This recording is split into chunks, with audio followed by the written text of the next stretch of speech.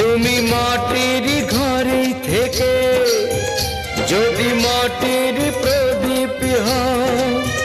বা ময়ূর মহল জুড়ে যদি ঝাড়বাতি হয়ে রাও, তুমি মাটির ঘরে থেকে যদি মাটির প্রদীপ হও বা ময়ূর মহল জুড়ে যদি ঝাড়বাতি হয়ে রাও, তবু ছড়াতে গেলে